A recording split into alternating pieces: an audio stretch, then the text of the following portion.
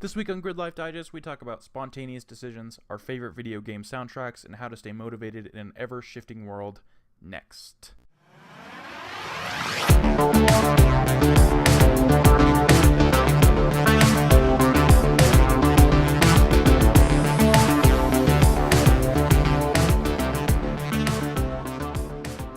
Welcome, listeners, to episode 8 of Gridlife Digest, the culture and gaming podcast, and the number one IG88 podcast. My name is Noah Friskop, and joining me today is Micah Benfett.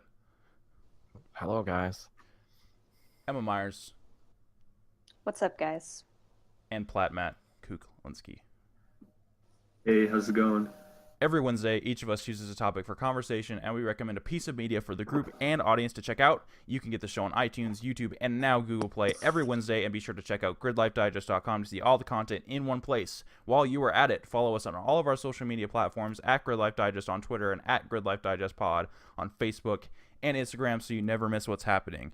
Housekeeping, apologies for last week's episode going up late. My upload speed has been absolute shit lately, and I'll be sure to upload this one early so it gets up on time on Wednesday at 9 a.m. And also, so funny story, we started this a while ago, and I wasn't recording, so we did basically the whole first two segments of introductions and what have we been playing, and I wasn't recording, so we're going to go through that rapid fire right now. What have you guys been playing? Yep. Kingdom Hearts 2 and Mr. Masaji. Platted that Mr. Masaji. That's right. And Square Enix naming conventions suck. And I've been playing Destiny 2 all week. It's fantastic. Go play it. Cool. And I played the Blind at PAX, the VR game, and then I played this puzzle game called Death Squared. Basically, you have to work together with the team and get these stupid cubes to their certain places.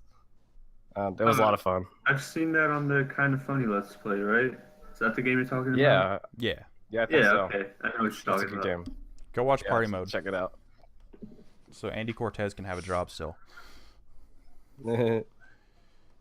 All right. What have you been playing, Emma? I have been playing a lot of Wind Waker.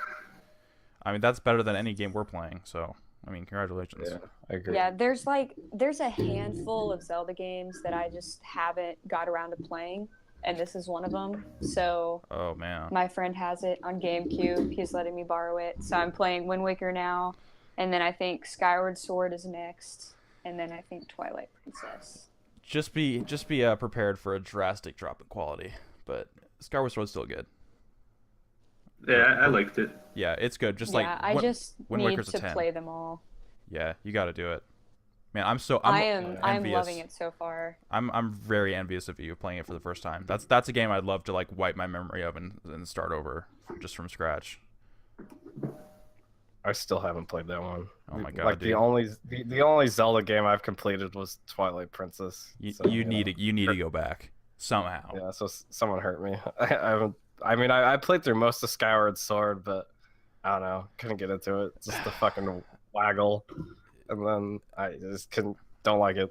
I played Not a fan. Skyward Sword all the way through when it came out, but then I tried to go back and play it and I'm like, ooh, no, I can't. Because you can't play that game while sitting down. You have to get up like a retard and I mean, waggle your arms like and cut in a certain spot. Like I can't hang with that game. I played it sitting down the whole way. Really? But, yeah. Man, I just don't remember that game very well. I mean, you It don't did have to- come out like 6 years ago. Yeah, wasn't it? What year was it? I can't remember. But yeah, it's you don't have 2011. to like Yeah, I swing think your it was entire 2011. arm. Man, that feels like yesterday. But yeah, like you don't have to like swing your arm fully. You just kind of have to like somewhat point in the direction that you're swinging. It's actually pretty well implemented. It's just annoying after a while. Yeah. I never really had any Just issues. feels like a gimmick. Oh yeah, no, it totally was. It's like, all right, we need to sell Wii Motion Pluses. Here's Zelda. I can't believe that game got 10s from reviews. It's like, what? did. Are you guys playing the same game? Like what? Like no. Yeah, IGN gave it a 10. That's I'm pretty cool. sure. That's crazy. Like at its highest, it's It's just probably like because an you 8. slap the Zelda franchise name on it, and it's like people yeah. are too nostalgic towards the franchise, and they just give it 10s. Absolutely. I It's mean, But that game didn't even sell well. it didn't. I It was heard. it was like the worst performing 3D Zelda game, I want to say. Yeah, and like Uncharted 3 came out that year, and that sold way more than fucking Skyward Sword. I think Skyward Sword when it first came out only sold like 1 million or so. which is I crazy don't for know. a Zelda game. Yeah, and there's fucking like 100 million Wii's out there, and Yeah. only 1% bought that fucking game. They have the biggest install base like ever almost for the time. Yeah. And yeah, they couldn't sell it. I mean, that's because most people that bought Wii's were like not gamers. Grandparents. Yeah, grandparents. Like my grandparents have a Wii, and that would have Yeah, been so did mine, unheard so. of. God, no, Wii Fit, Uh-huh. Wii Sports, Wii Fit, all that. So I guess so. I'm looking at a sales chart right now. So Skyward Sword sold 3.76 million units, and then Yeah, in comparison, Ocarina of Time sold 10 million units over its life cycle, and probably Is, more with all the re-releases. oh, okay. I was gonna say, is that combining every single fucking console it's out on? I don't. 'Cause- I feel like it can't be because between the 3DS, which I'm sure it didn't sell gangbusters, but it sold a lot, and then all the like and then virtual like all the console, virtual console sales. Too. yeah. And so the lowest selling one was Four Swords Adventures, which is a good game, but 0.81 million, so not even a million That was units. on what, like Game Boy Advance? Yeah. Yeah, that was a Game Boy Advance. Yeah.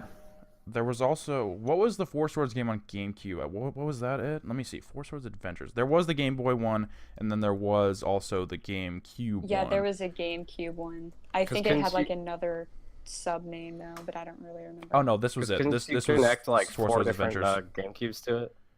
Yeah, you could do Not that. for, Game Boy Advances or some shit like that. Yeah, And play it. yeah. It was like Yeah. you could solve puzzles together. But yeah, so Four Swords Adventures was the GameCube one, and it didn't sell well. The Game Boy one, was it just Four Swords? I can't remember. Four Swords Adventures, 2004. I might still have the cartridge somewhere. Oh, here it is. Here it is. It was a Link to the Past bundle that you could Yeah, that's also the one that play. I have. So yeah, it's just called Four Swords. Includes a new multiplayer adventure, Four Swords with Link to the Past. Okay. So yeah, it didn't sell great. It outsold Majora's Mask, which is a damn shame because everyone needs to play Majora's Mask. How the heck did it outsell Majora's Mask? It was close. It's 3.76 versus 3.36. And also, man, Link Between Worlds only got 2 million copies. That's kind of crazy too, because the 3DS also has a huge install base, and that's a great game. That was a good game. Huh? Man, Still haven't played it. That's one I would legitimately recommend playing, even if you haven't played Yeah. Link to the Past, because the good. world is identical. Okay. Yeah, Going into the Sometime. paintings, that was fun. yeah, it was a really cool mechanic. I was expecting it to be gimmicky, but it's a lot of fun. Yeah. Sweet. Anyway, Micah, what's your topic? Okay, so my topic kind of has to do with me going to PAX last week. So basically, it's like something spontaneous you've done that you don't regret. So kind of like my deal with PAX, I kind of like went up there on a whim, like fuck it, let's see how it goes down. So I drove up there like on Friday night at like 8 o'clock, and I'm like, fucking, I don't know what to do. So I drove up and found the convention center, the Washington State Convention Center there in Seattle. And then I found it. I'm like, okay, what now? And then I'm like, oh, where do people sleep at? And then I was thinking of like a place, and I was like, oh, Walmart parking lots. I think that's where people sleep at. And so Yeah, I went. that's a good choice. I feel so I- paranoid. I just feel like if someone is like a cop I can mean- come and like flashlight me in the middle of the night, like, am I gonna get robbed? No, you'd have to be more afraid of the homeless people than the cops there. Yeah. But I went like a town over to Renton, I think it was, and I found a Walmart there. And so there's signs everywhere saying, "Oh, don't sleep here." But there's obviously a bunch of cars parked there that everyone was sleeping in their cars. So yeah, they could make a lucrative business just out of like renting the night for the parking lot. You just like get like a they ticket. could. That Yeah. was genius. But I'm a poor college kid. I'm not gonna go and fucking rent a hotel room. No, I'm right there with you. Hotels are expensive as fuck, especially during PAX They weekends. are. Exactly. So yeah, I slept there over the night, and I was fine. window or no one tried to rob me. I was totally okay. And the next morning, I woke up and then I went into the Walmart and used their Wi-Fi, and I tried to figure out what to do for the day. So I just looked up all these random like parks and beaches in Seattle, and then obviously like the hot spots like Pike's Place and all that. And I just mapped it all out what I was gonna do for the day, and then at the end of the day, the kind of funny people were gonna have a party. So I was like, okay, that's at 11, so I need to burn all this time until then. And so first thing I did was go to Pike's Place, and this parking is fucking stupid expensive over there. I bet, man. I stayed there for like an hour, and I just spent like $11 on parking. It was so dumb. But yeah. Parking is robbery. Yeah, I would rip. I hated it. But yeah, I went to Pike's Place, and that was fun. Just went and bought some random stuff. I bought a book to read because that's a cool thing to do in Seattle, is just read a book.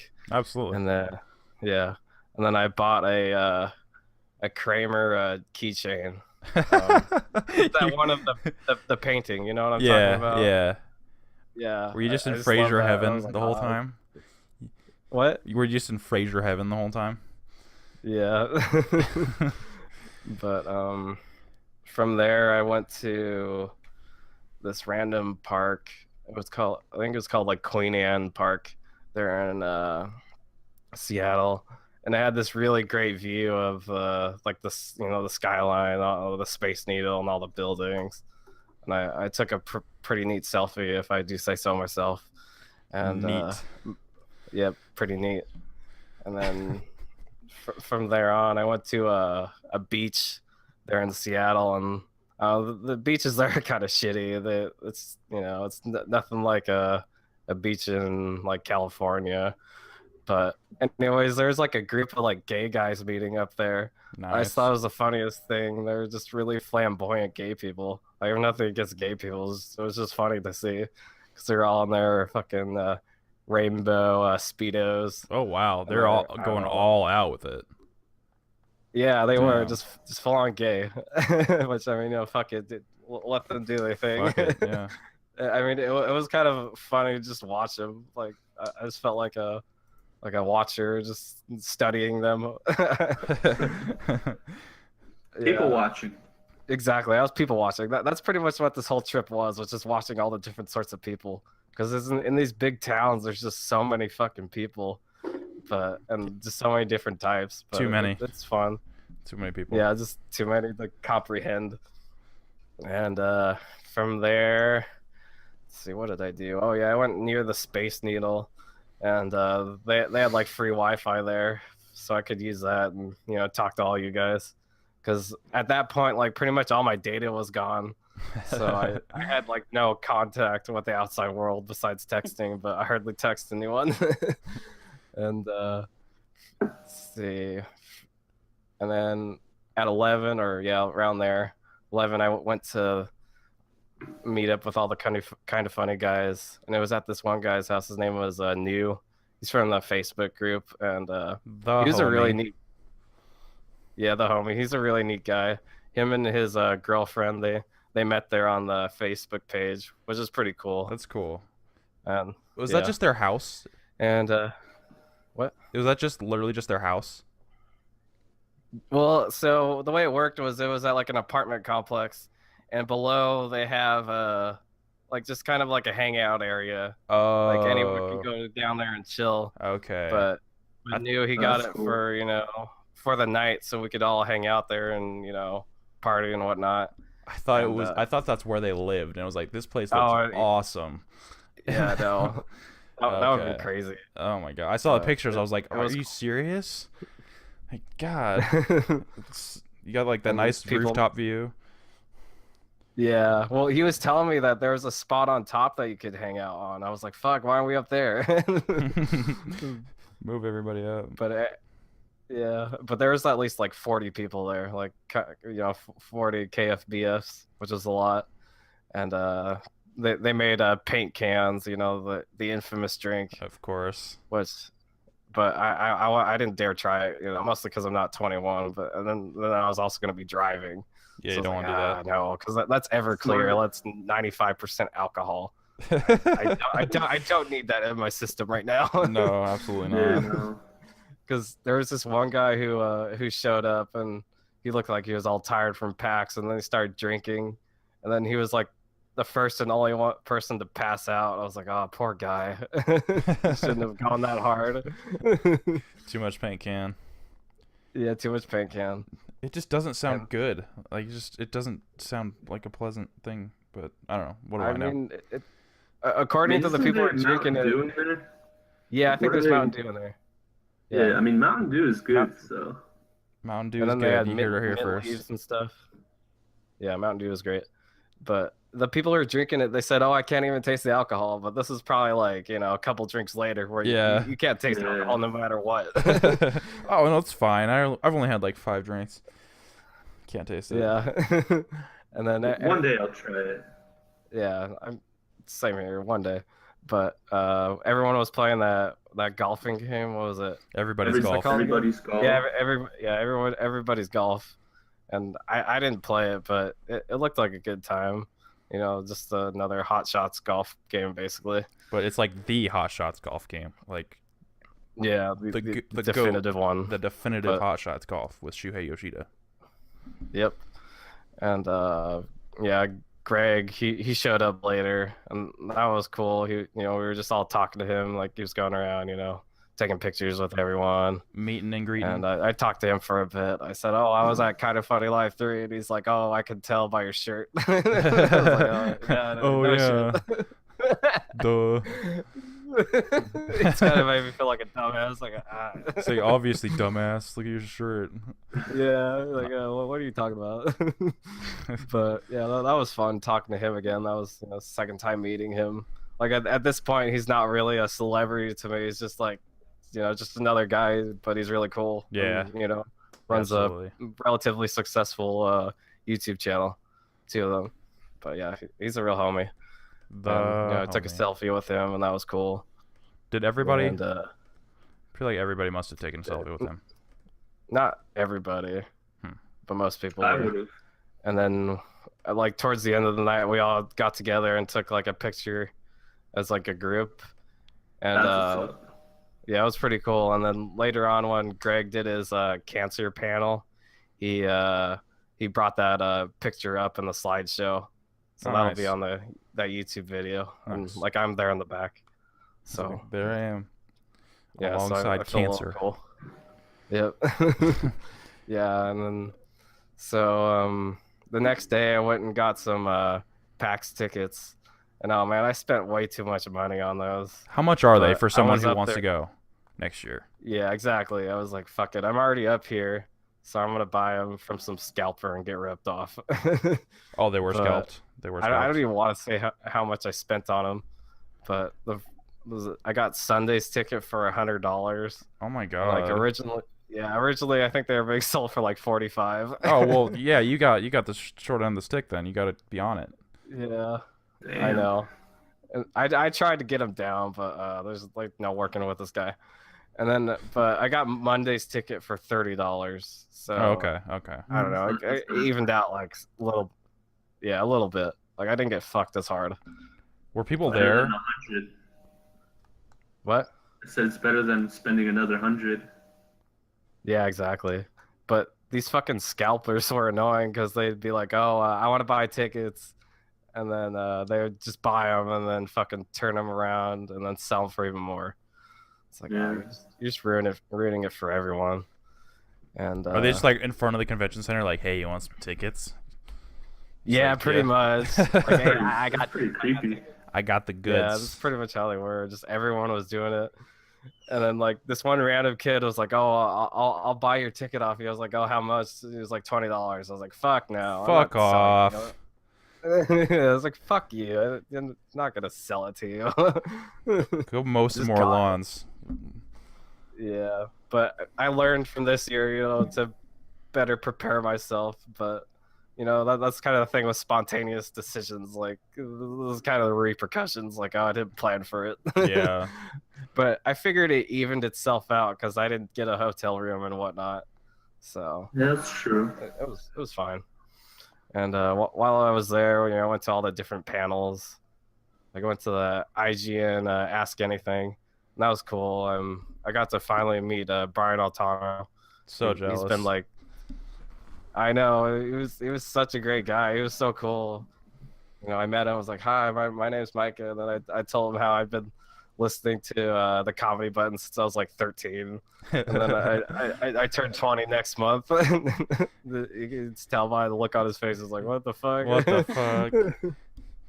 Yeah. He's But like, yeah, he you're said, way too young for that.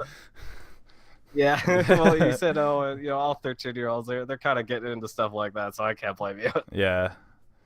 He said I did several similar stuff, so it didn't make me feel too bad. But yeah, he was cool, and got to take a picture with him, and then yeah, that day was pretty cool. And then that same day I went to the Giant Bomb panel. That was a fun one. I mean, I'm not the biggest fan of Giant Bomb, but a lot of their guys are a lot of fun to listen to. Yeah, they're cool. So yeah, they're a good group of guys. And like Dan Reichert, he's been on GOG a couple times, and He's great. Comedy Button, so they're kind of known. And let's see, and then that night I had to go and look for some random spot to park and sleep. So I spent like a good hour looking for a spot, because like parking's free at night, but like the thing is, like, everyone's trying to park. So I parked like near an intersection, which is probably the worst spot to park. Not back to Walmart. Cars. Not at Walmart. I didn't want to drive 20 minutes to get to Walmart. It's always an option, But yeah, I guess. it is always an option. But yeah, I slept there, and I slept okay. As soon as it got towards like 12 o'clock, like people stopped acting crazy, because people are walking by from the bars and just yelling and hollering and just being obnoxious. It's like, fuck you, I'm trying to sleep. Paint can. Exactly. Yeah, paint cans. Paint cans galore up there, I bet. And then Monday, I stayed for a bit. I saw like one panel. It was something about like writing for video games and how that whole process goes and whatnot, and like how to get into it. And one of the guys was saying, if you have a good like Twitter following, like they must like what you write, so you're kind of going in the right direction. Like I never really thought about it like that, but it makes sense, It's all about people are networking. Yeah, and then if people are interested in what you're tweeting, like they'd be interested in what you'd have to write, for a story. Mm-hmm. And I met this one guy while I was in line, and he did some localization, like editing for Nier Automata, and that was really cool. He lived there in Seattle, and he said they shipped him out to Japan to do it. I was like, oh dang, that's pretty cool. I forgot his name, but yeah, he was a real cool guy. And from there, I just went and bought like a bunch of fucking merch. Like I bought a couple shirts. I bought the PAX shirt, I bought the PlayStation one, and then I bought the Mega Ran one. And I got to meet Mega Ran in person. That was a lot of fun. He's a cool guy. And then him and then the other guy who was also there, performing with him at Kind of Funny Live 3, he was there too. And then I bought his new album. It's called Extra Credit, I think. But yeah, I got him to sign it, and I've been listening to that album like every day, just because I have the CD player in my truck, and so I just have it left in there. Nice. So it starts playing every time I turn it on. So I think I've listened to that whole thing like 6 times already. I still need to listen to it. It's a good album. It's a good listen. Love me some Mega Ran. Yep, get some Mega Ran. And then well, the embarrassing thing was, like, I was talking about Kind of Funny Live 3, and then I told him the story about how I was using the urinal right next to Greg as he was using the urinal, and then I got out and I told Eli, and then he said, oh, did you get a look at his baby dick? When was this? It was at when we went and watched the Heel Kick at that theater. Oh, okay. Why do I not remember that? I don't- Did you say? Okay. We weren't sitting next to each other. I don't think. That's true. But yeah, I told Mega Ran that story, and he looked at me like I was some sort of fucking psycho. I was like, oh, my bad. But like I at the end I was like, oh, that was a little weird, you know. And he's like, yeah, that was weird. But yeah, it was a fun, awkward encounter with him. God. Yeah, great guy. Go check out his stuff. I'm only cringing a little bit, but Yeah, it's okay. It's I mean, fine. I feel like I had to say something stupid on that trip. I mean, I was talking to so many people because I sat next to some guys while eating a Del Taco, and they're telling me how they lined up at like 4:30 in the morning to play Mario Odyssey.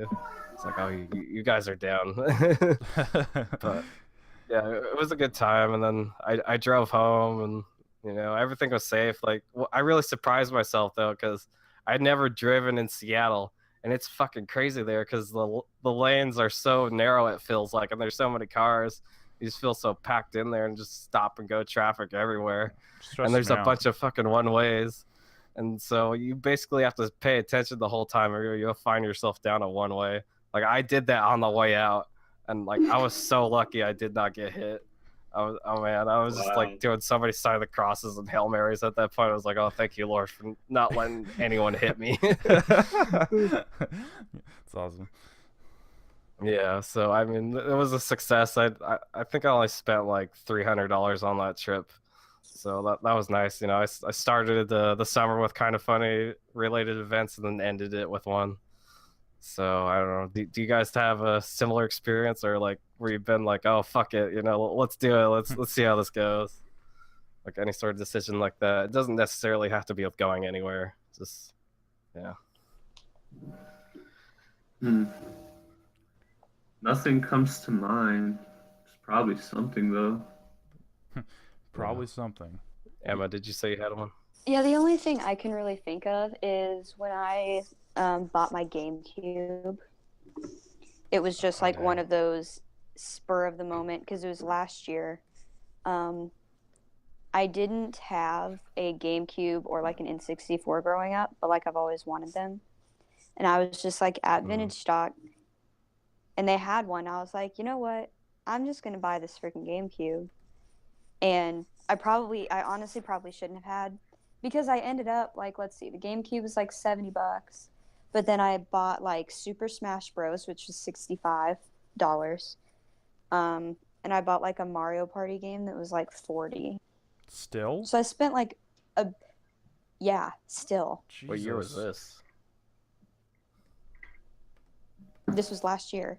Oh, it was last year. Oh, okay, that explains everything. Yeah, like is why I haven't bought Wind Waker and Twilight Princess, because I want to play them on GameCube, but they're both still $65 on GameCube. And it's just like absurd to me. I'm like, that's freaking ridiculous. Like, I can go and get Wind Waker HD for $20 on the Wii U, brand new. It's a better version. So, right. But anyway, I love the GameCube. I mean, obviously I don't have like that many games on it, but I have the Zelda collection. I actually a couple weeks ago just bought Scooby-Doo Night of 100 Frights, which I played on PS2. It was like my childhood, and I got it on GameCube, and I've been grinding that game. How's that hold up? Oh my god. Okay, the game itself, I still love it to death. It's just the GameCube controller is so touchy that I've had so many issues. Like, even playing Wind Waker, I'm like strafing a wall, and then like I'll have moved my thumb like not even like a centimeter, and like Link will fly off the edge and like plummet to his death, and then I have to restart everything again. Oh god. Yeah, I feel like GameCube games would be like eBay purchases. Like even if they're not retro. I like hate buying retro games at a store because they're all like, oh well, it's a retro game and you can't just go to GameStop and buy them, so we're gonna charge you like freaking ridiculous amount of money for it. Yeah, that's insane. You need to get Paper Mario and the Thousand Year Door at some point. That's one of the best GameCube games. Yeah, there's still like a long list of games I want to get. Mario Kart Double Dash, Metal Gear Solid, the Twin Snakes.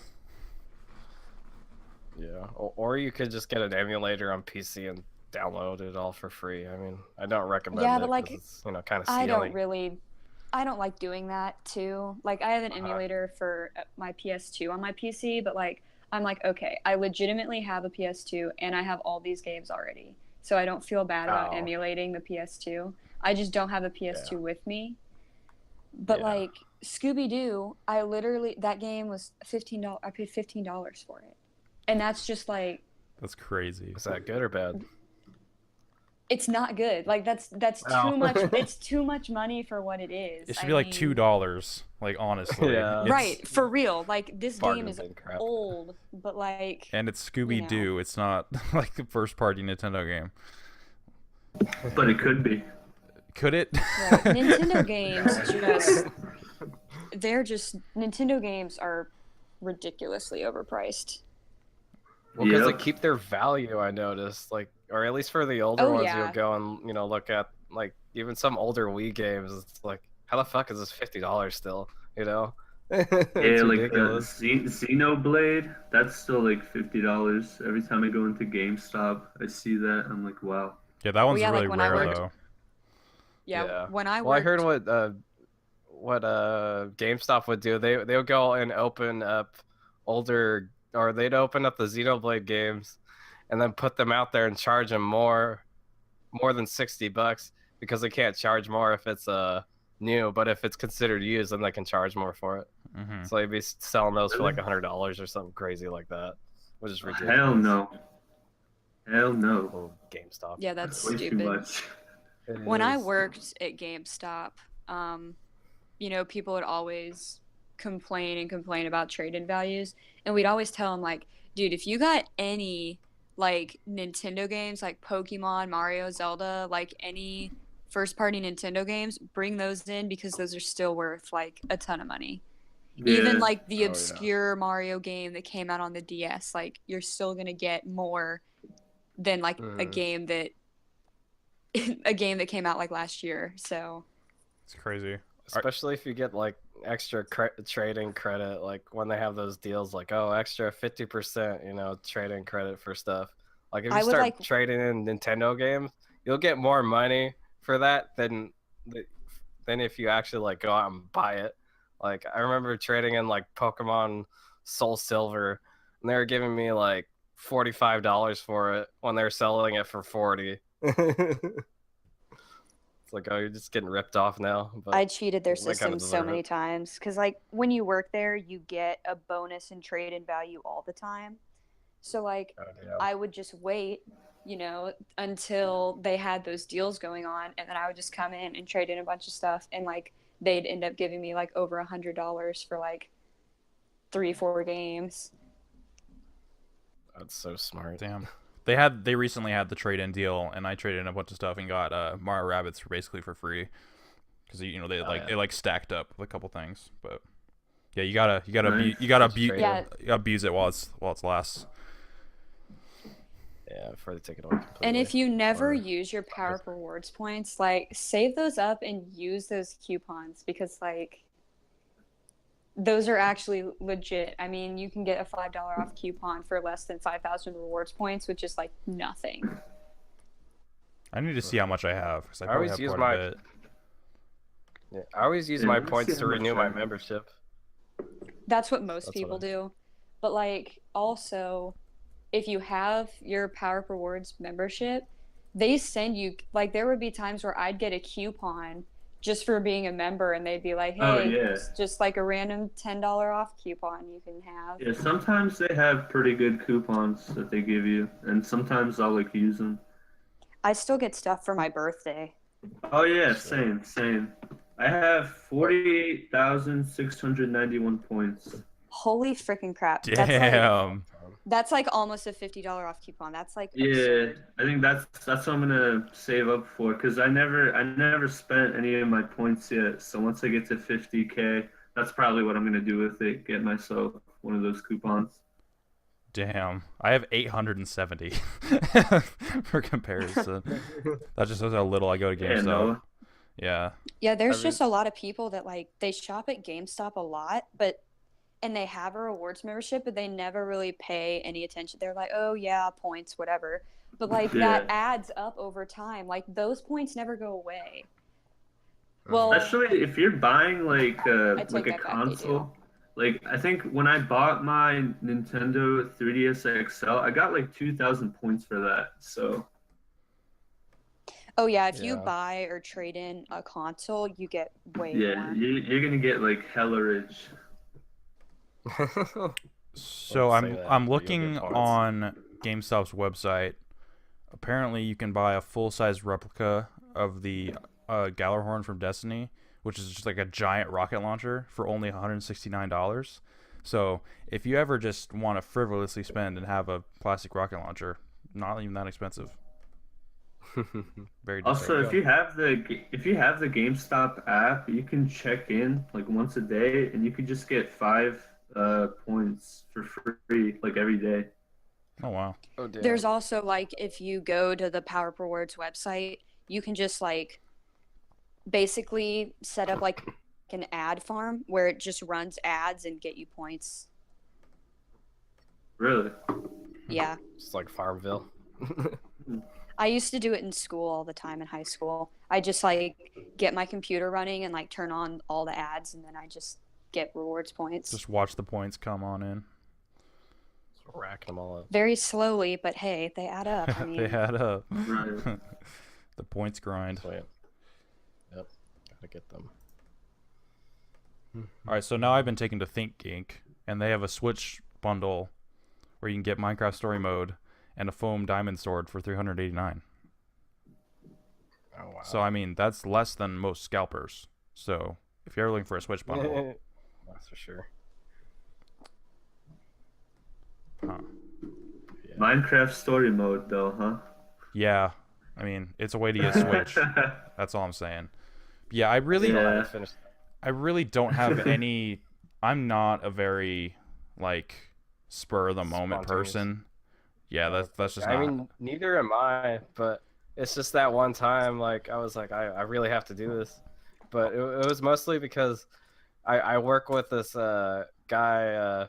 His name is Rob, and he's fucking always telling us these crazy stories about all the spontaneous shit he's done. And then I'm like, damn, I want to do something similar. So like that Seattle trip was like a baby step. I want to be like Rob. Yeah, well, I can tell you one of his stories. Do you want me to go ahead? If I mean, you already said his name, but sure. Yeah, I mean, okay, go for it. I'll tell the story.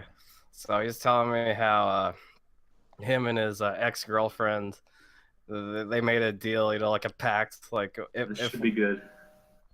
Yeah, if they don't stay together and they get married to someone else, then they'll go to each other's weddings. And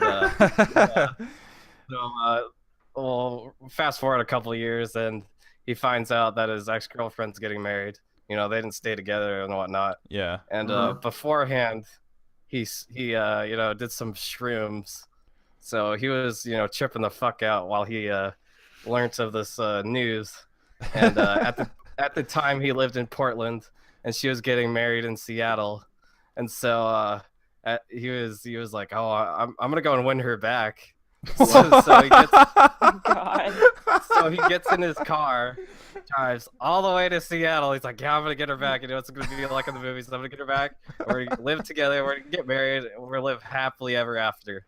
Like, that's how it's gonna work out. She's gonna leave that douchebag and come for me, you know, because I'm Rob and I'm a badass. Well, anyways, he's driving to Seattle, just, you know, high off his fucking mind on shrooms, and he gets into town, and he wears down from the high, and he's like, "What the fuck am I doing here? Why am I here?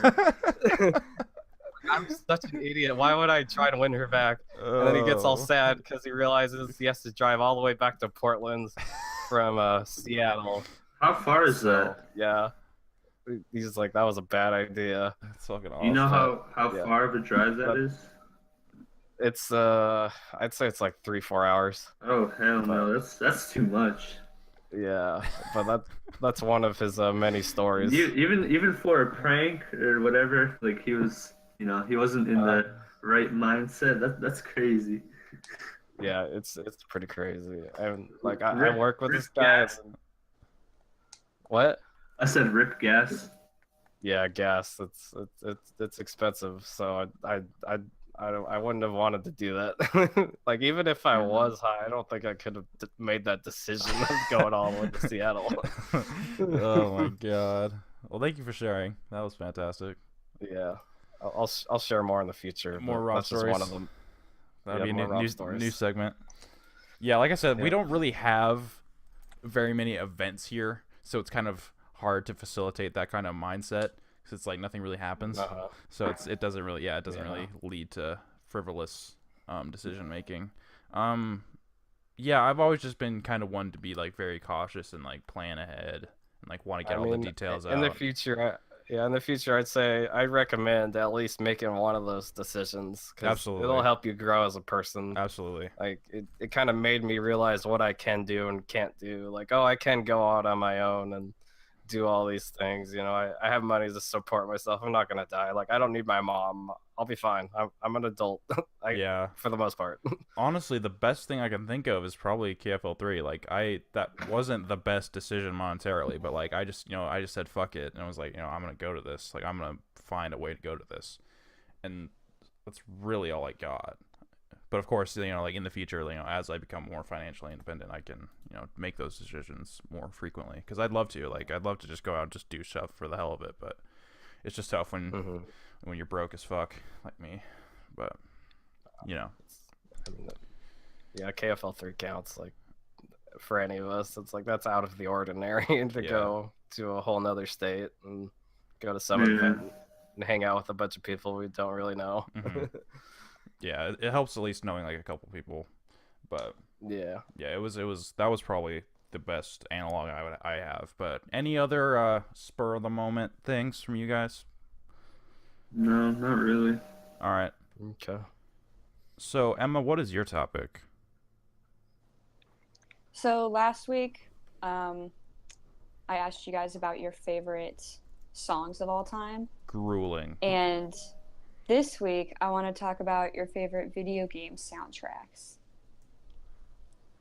I'm not saying like top whatever, just like ones that are memorable for you. And like it's such a weird thing because there are games that have like good soundtracks, but they're not like memorable for me, I guess. So like take Jack and Daxter for example. I love the music in that game, but like it's also just because I think it's so nostalgic. Like it's nothing amazing. Like the music is very and subpar and forgettable for probably most people. But then I look at franchises like Halo, and I mean, just the main theme of Halo is such a like epic piece of music. It's iconic at this point. It's incredible. Yeah, and the music in that game, I mean, for the longest time, like if you would have asked me what my favorite soundtrack was, it would have been Halo. It's not anymore, but the two really that stand out for me is Halo and the Zelda franchise. The music in the Zelda games are just, I'm constantly blown away by how good the music is. So like Breath of the Wild's music is gorgeous. I mean, but it's minimal, so like you appreciate it more when it happens, which I like a lot. And the older Zelda games, they have that kind of older 3D platformer type music. I get it's so hard to explain, but like if you've played them, you kind of know what I'm getting at, I guess. Like Ocarina of Time soundtrack is like so freaking good. That's the only one I ever got like on CD. Like I have like the Ocarina of Time soundtrack on a disc because it was so good.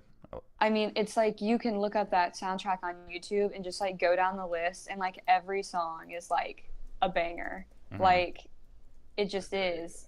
When I started playing Wind Waker, I was kind of like almost hesitant at first because I'm like, great, I'm gonna have to get used to a new soundtrack, and just because the Ocarina of Time one is so iconic, and then Majora's Mask is like basically the same as Ocarina of Time soundtrack. Yeah.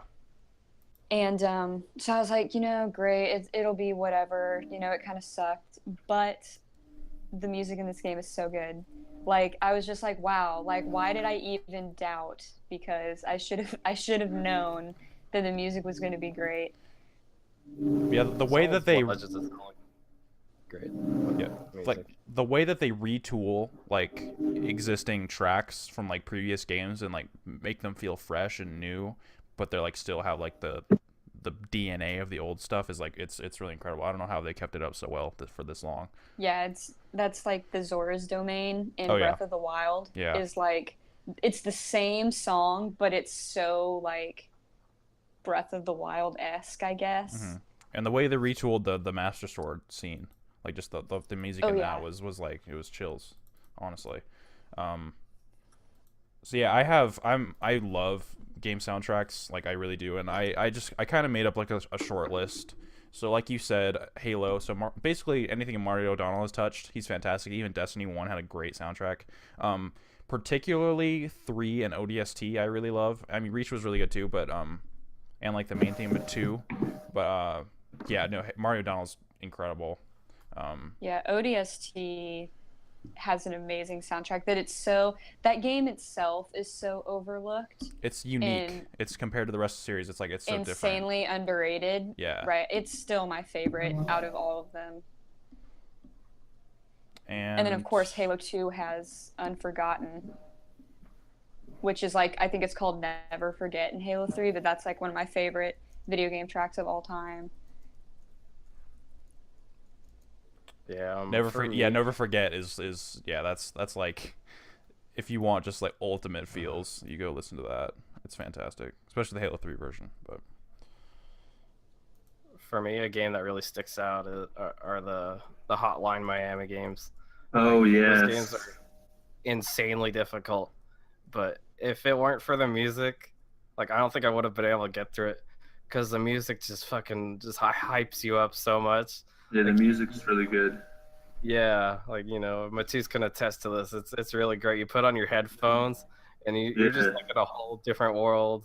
It's just intense. I don't know, electronic music. I would say it is. So it is like original. It's not just like a bunch of like rock songs that they put in the game. No, I don't think so. It sounded pretty original. It was very inspired by Drive, but they're original. Okay. Yeah. Yeah. Because like I don't look at like Fallout, for example. The radio stations are amazing, but I don't like that's not the game's soundtrack. So like I love the music in that game. Like I love the radio stations that they had in like GTA and Saints Row and everything too, but that's not like the soundtrack per se. So. This is different because this is all that like Hotline Miami has is the music in the background. Yeah. All that music. Because I'd say that's different compared to other games, where doesn't Fallout kind of have its own soundtrack, and then on top of that it has all the other music put in there. Yeah. Songs, yeah. That's different. Like Hotline Miami, that's all it has is all the different, songs combined together. With Fallout, I kind of disagree. I feel like the radio stations are like so integral to its feeling that it almost does overtake the original soundtrack for me. Like when I think of Fallout music, I think of those songs and not the the original score. But oh yeah, I 100% agree with that. I think that you'd get a completely different experience playing the Fallout games without listening to the radio stations. Oh yeah. I don't think I could do it. It's like it's so iconic. It's integral to the experience and like just sets up the world. Yeah.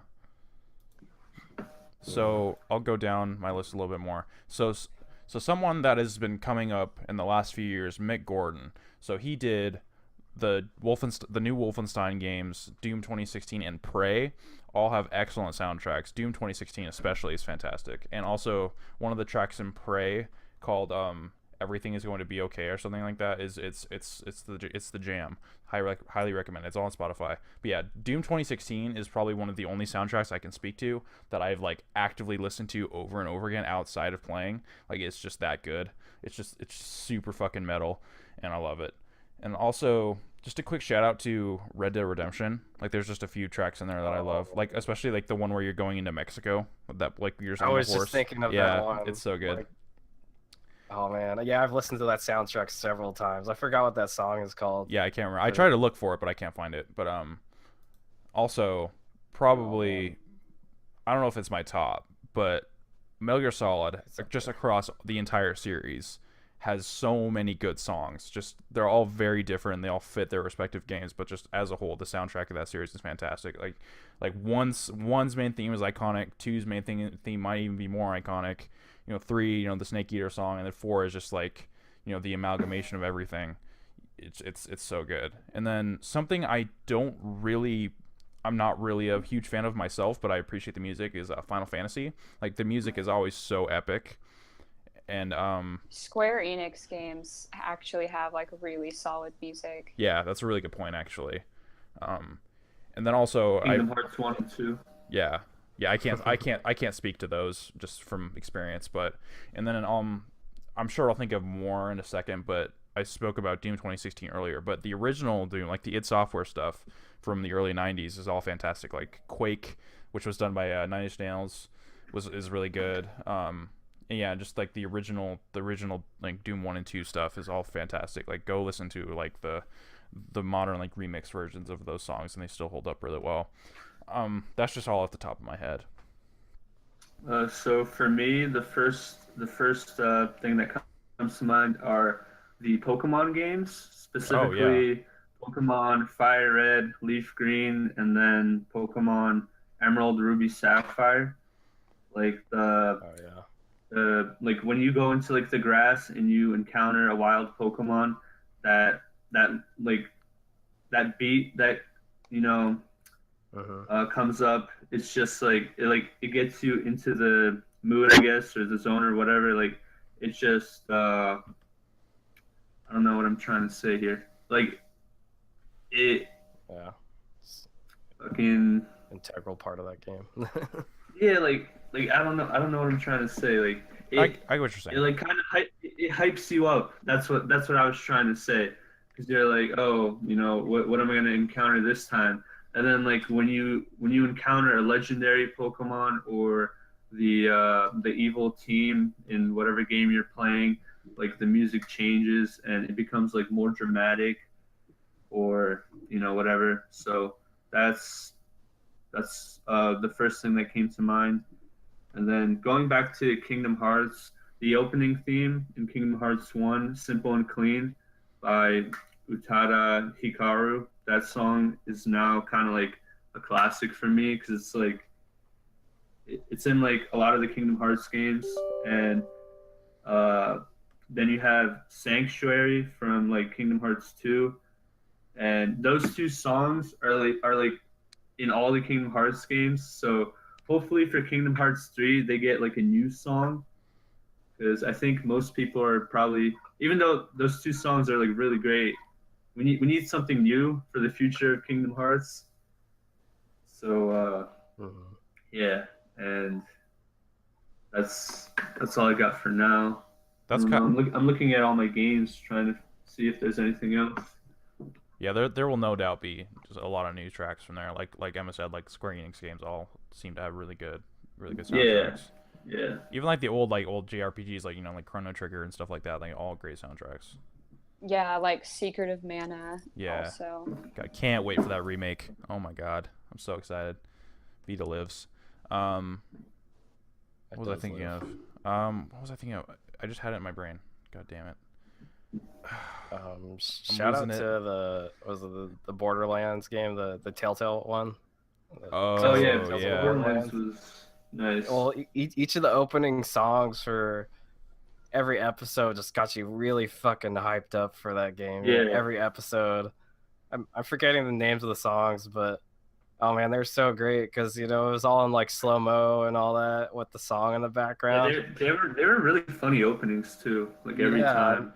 They're funny, and then they got you hyped, and it's like, yeah, I'm ready to fucking go. You know, it's just fucking. These games are great. You know, let's do it. And shout out, real quick, to Far Cry 3 Blood Dragon. But I'm a Oh, I'm a yeah. I'm a sucker for like synth stuff like that. But that game just it really brought the whole experience together. And also Mega Man.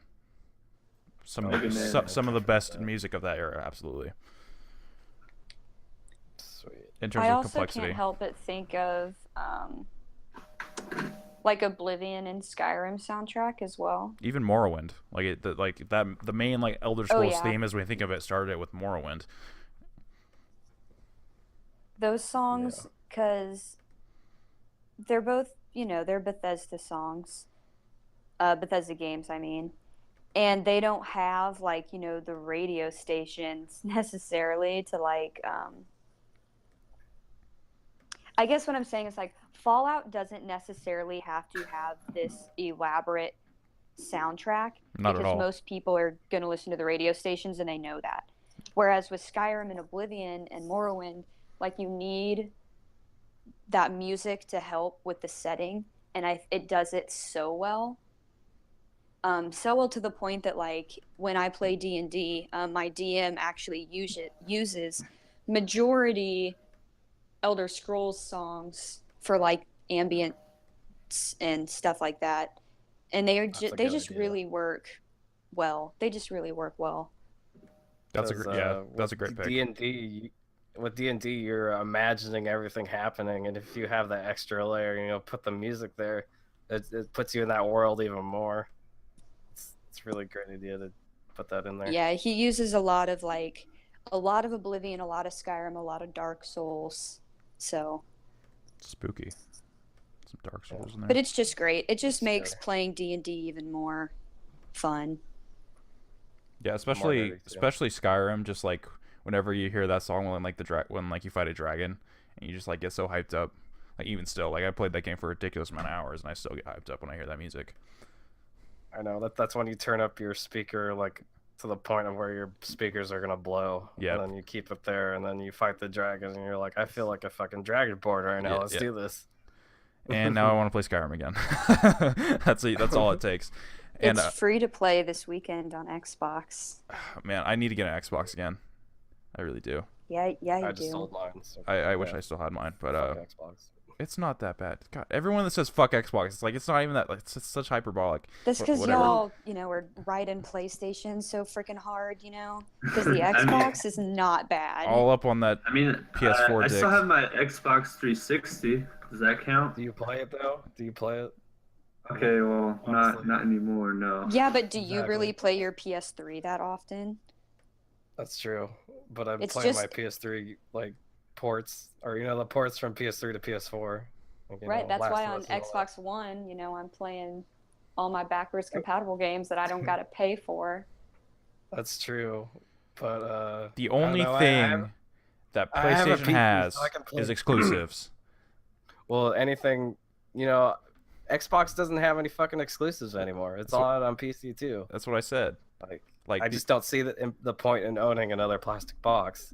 So I All sold right, it. but the PS4, if you rub it in a certain way, it'll make you live longer. So I what mean, the of fuck? course. I didn't know where you were going with that, but I'm glad we got there. yeah.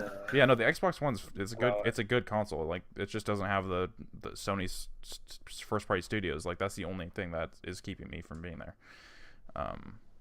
Besides there's like Xbox is slight resolution issues, but yeah, like all these people are like fuck Xbox, it sucks. And it's like no, it's not. It's fine. Like just calm down.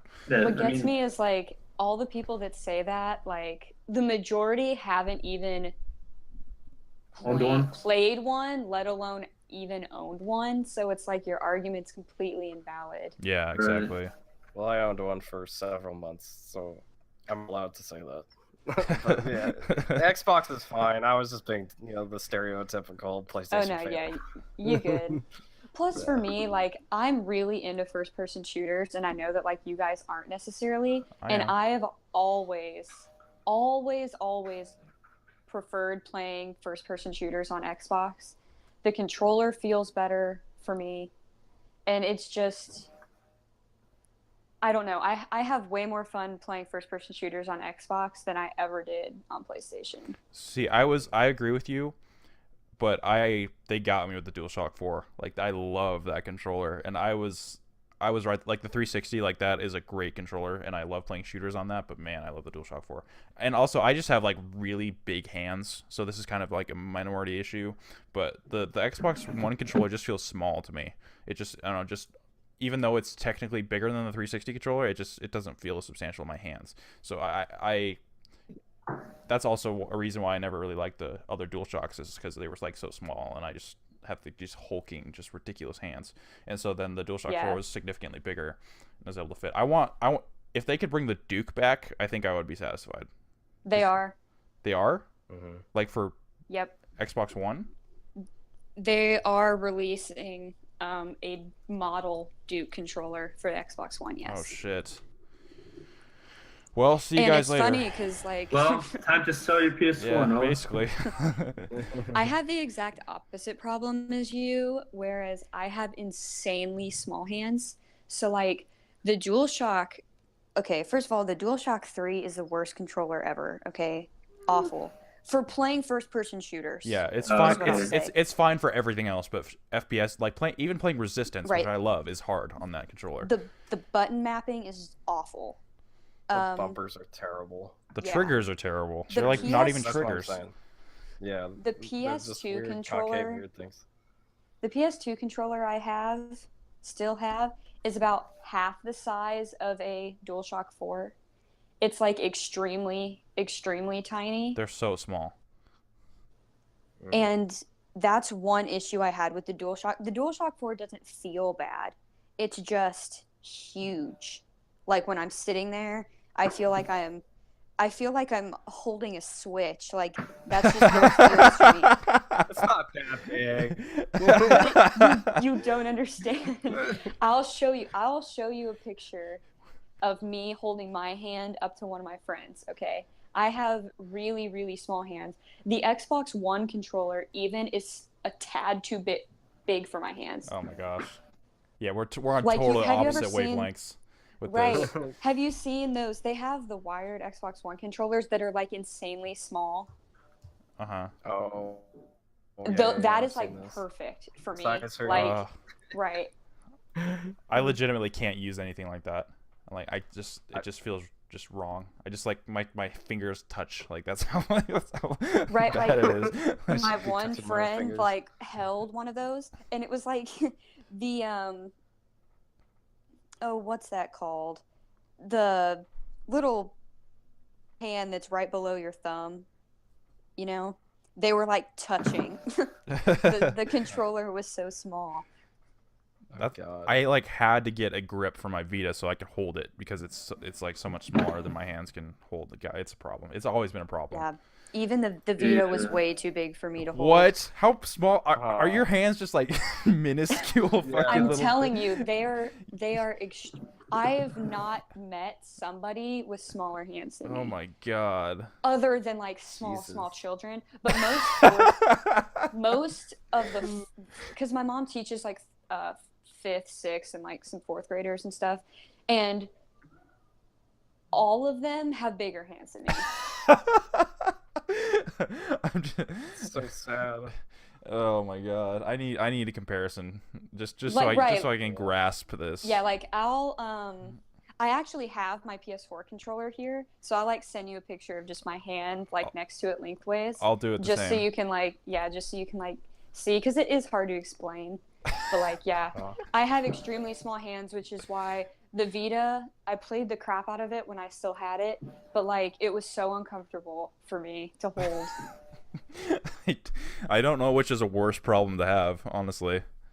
Me neither. Two It's, big hands or two little hands? I feel like two little hands. You can still. I don't know. I like a big controller, but man, that's unfortunate. My condolences.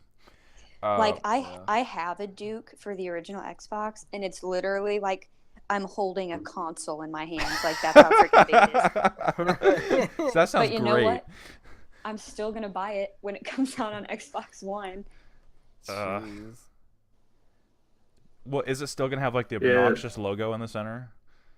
The pictures that I've seen, yeah. That's awesome. I think I may be mistaken, but I think they said that it was supposed to release and coincide with like when they're making original Xbox games backwards compatible. This was all announced at E3, you know, so like who Yeah. even knows when it's really going to happen? They just said it was, so I must have missed the Duke announcement because I was really excited when they said that they were going to do original Xbox games, but I must have missed the other one. Huh. it wasn't on the main stage. It was like in an interview with Phil Spencer, I think. That's So why. That's why. Okay. yeah. So the Duke controller, that's the big clunky one on the original Xbox, Yeah, right? that's the obnoxious Yeah, large it was the one. very first model. Oh, okay, because where like I feel like that controller feels amazing in my hands. I don't know why. It's just a big. have you ever used it? Yeah, I've used it. It's not so bad. Like, it feels good. It's a big ass controller. Like, it feels fine for my hands. I think what I hate the most about Because I it, guess I have big hands too. the buttons are like, they're not like up, down, left, right. They're like shifted. You know what I'm saying? Oh yeah, they're diagonal. Yeah, they're not in like a cross pattern. They're in like a diagonal pattern, and that just bugs me. If they can make a DualShock 4 XL, that'll be like the perfect controller for me. But until that day, the Duke might be the option. Well, I think it's funny that like Scuff finally came out with their PS4 controller, but it's just like they made the PS4 controller look like an Xbox controller. Yeah, pretty much. They want that. They want the sticks that are not. Yeah, because right you can't fit 4 paddles on the back of a DualShock. Yeah, no, you can't. No way. It's too many paddles going on. All these paddles. What are you paddling about? Fucking get those paddles off. No, I mean everyone that has a Pro controller fucking loves it for the Xbox One. Yeah, that's so true. It's like their child almost. I mean, I have a friend that has one, and it's always in his case. Like he carries it everywhere. He has like a stroller for it. Right. He like takes it outside and like pushes around. Whenever one of his buttons is wearing, he like orders a new one and replaces it, and it's always like in top notch. Oh my god. Well, when you pay that much, kind of was $150 for that. I think when it first came out, God, was it like 120, 150? Okay, he got his for 120. But it's still cheaper than a Scuff. Yeah, 120 isn't too bad. Double. Yeah. If it's as good as people seem to say it is, it's probably worth it. But I don't know. Hey, if you're into like competitive, like Halo or Call of Duty, you can't be good without one. Really? It's because that... people.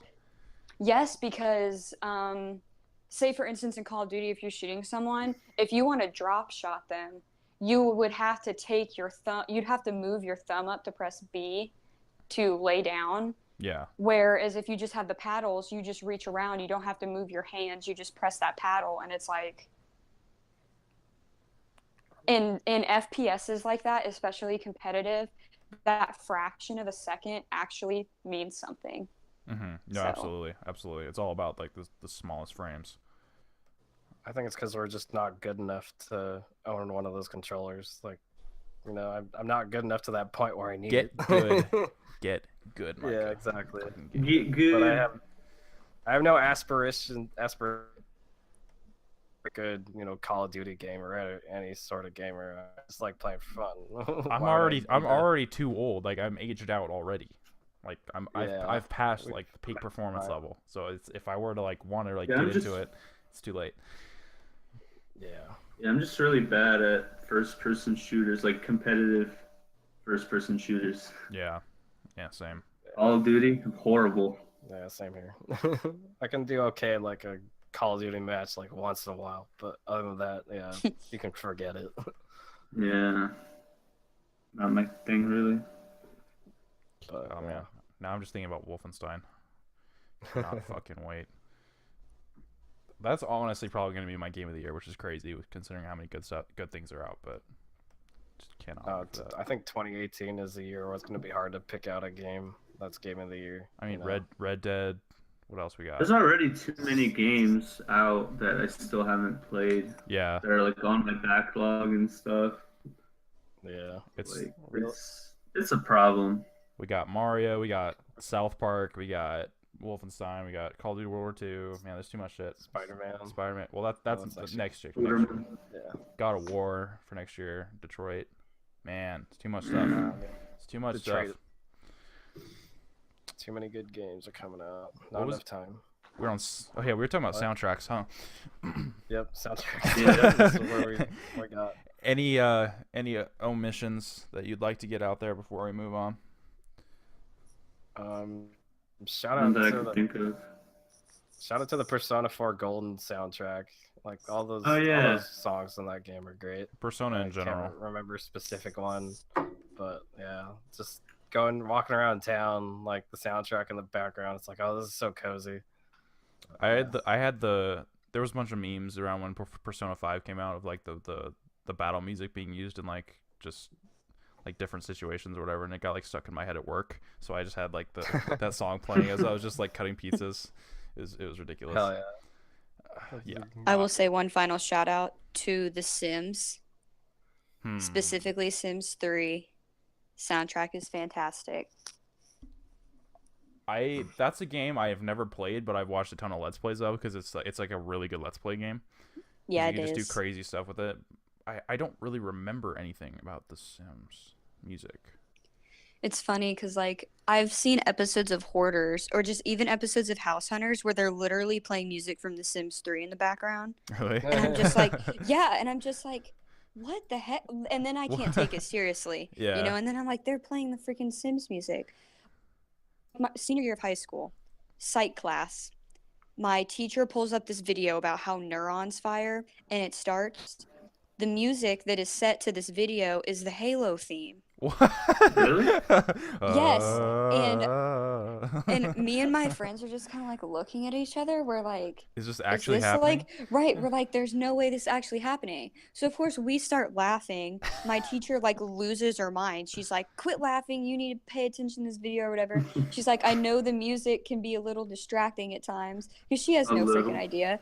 I know, and I'm just like, oh my god. Was it that one? Like the Yeah. the Mjolnir thing? Wow, that's awesome. I will God, it feels so literally overly epic. I still have that video like saved in my YouTube playlist just because it's like hysterical. I'll have to send it to you You guys. gotta It's just- send it to us. It was actually freaking. Overdramatic. And later, like after the video ended, she's like, "Now this video was made by 2 high schoolers in some blah blah blah." We're like, "Well, Oh, yeah, there you of course. go. There you That go. explains everything." So I would be That's I would be remiss by Max if I didn't bring up The Last of Us. I know he was talking about that in the group chat today. It's an awesome soundtrack.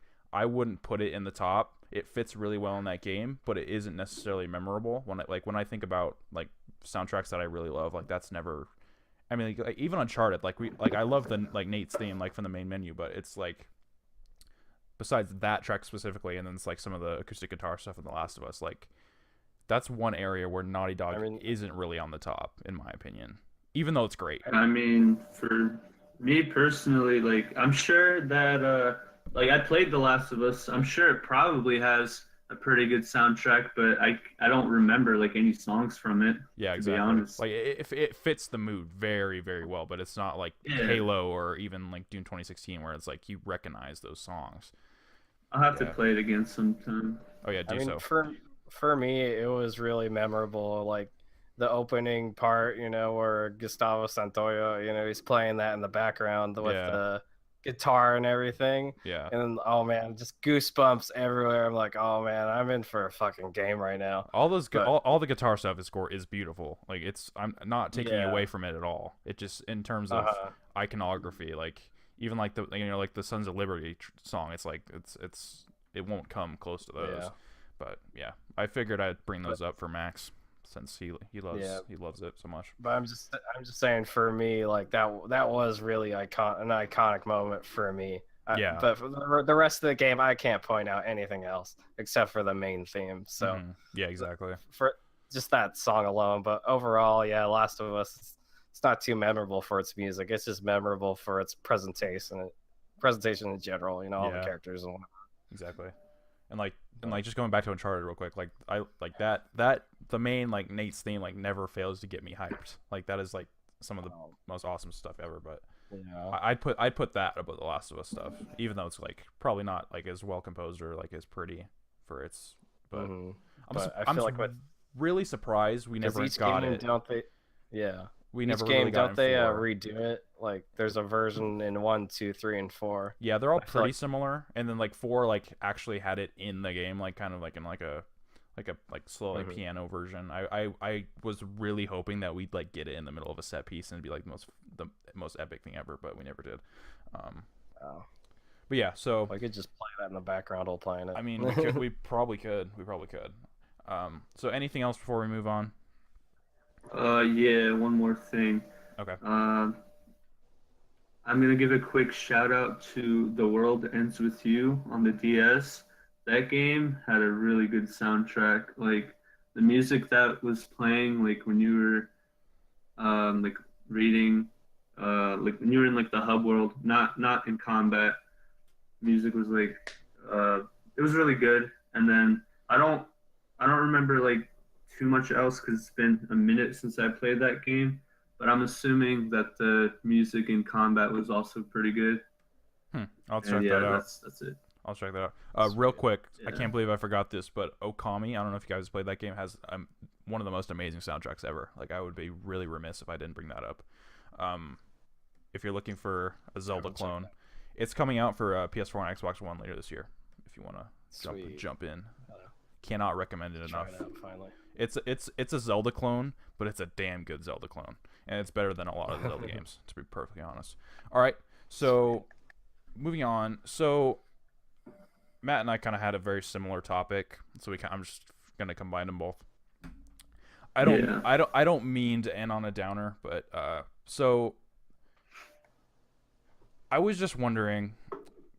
This week was honestly kind of a little bit of a rough week for me. Like, there's just a lot of shit going on in the world, and it just, I don't know, it makes it hard to, do like everyday tasks, like, to perform like in school or do whatever else. So I just want to know, how do you guys stay motivated when seemingly everything is like shitty or has hit the fan or whatever? Like, even though like there's a lot of terrible shit going on, like, how do you stay motivated to like just do day-to-day stuff?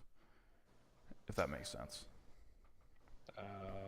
I mean, for for me, me, it's like you gotta like. For me, what I do is I just picture like the main goal. Like if I want to get that dream job someday, like, it's not the work isn't gonna do itself. So even on the days where I'm like really down and I don't have any motivation, I just try to remember that, I guess. And I mean, listening to music and playing video games, it kind of helps. Yeah. I guess it puts me in a better mood. And then like I don't know, I just kind of have to tell myself that like you have to do this. This is a hurdle that you have to overcome. And it's not going to be easy every time, but you just kind of have to get into the right mindset, even though it's not always going to be easy, if that makes sense. Yeah, absolutely. That makes a lot of sense.